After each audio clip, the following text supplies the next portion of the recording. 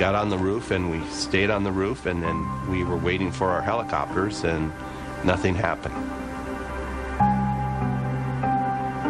We didn't have any guarantee that we were going to be rescued or the helicopters were going to come for us. We had plenty of ammunition. We had all of our rifles. If we had to do whatever we had to do, we had the equipment, we had the machine guns, we had the power to fight if we had to. But we were all just dead tired. We had been up all night evacuating people. We were just very physically exhausted at that time. All they could do was watch the chaos below.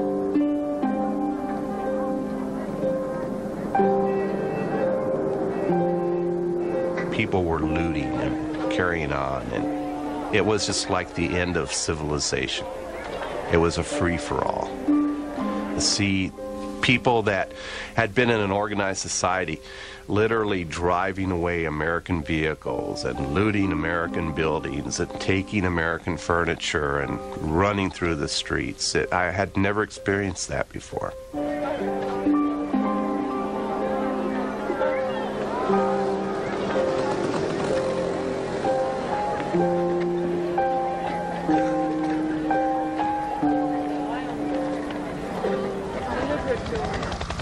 At 7:46 a.m., the helicopters finally arrived to take Patras and his fellow Marines out of the embassy.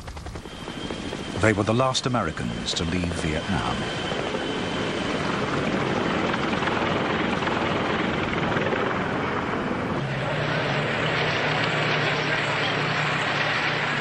Three hours later, the North Vietnamese troops rolled into the heart of the city. The most lurid rumors about these troops turned out to be false. They didn't pull women's fingernails out or bury people up to their necks. But they did send thousands of South Vietnamese who had worked with the Americans to re-education camps.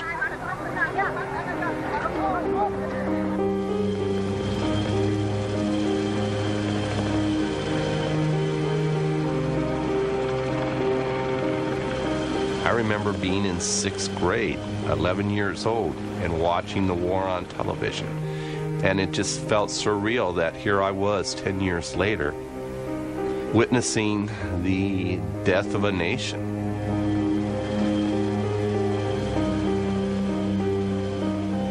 My own feeling of that was a mix.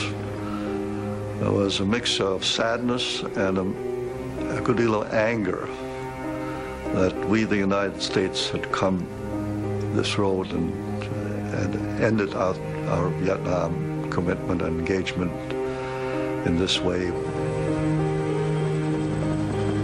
A 20-year attempt to build a nation in South Vietnam had ended in humiliation for the Americans and personal disaster for those they left behind.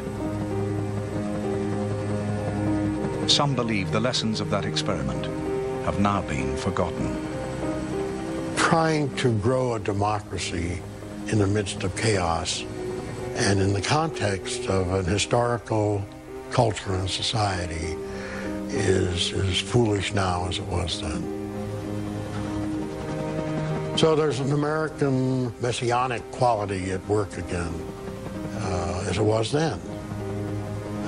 It leads us to believe that we can go around creating our own image, recreating our own image. I'm, as you can tell, highly cynical about that.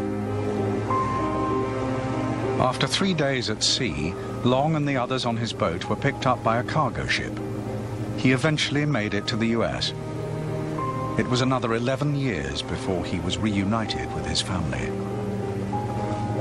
If someone give me a pill for me to forget all of this, I won't take it. Because I guess, you don't like the experience when you're in it, but after you survive it, after you experience the experience, it gives you so much. Kim was arrested for collaborating with the Americans and spent 2 years in a re-education camp. On her release, she bought a small boat and escaped Vietnam on her own, also ending up in America.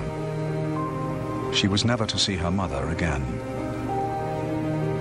I felt I was betrayed. I felt that they left me to die, as I left me in my country to die. That's how I felt it. It was not only betrayed, I felt betrayed, but I felt in anger.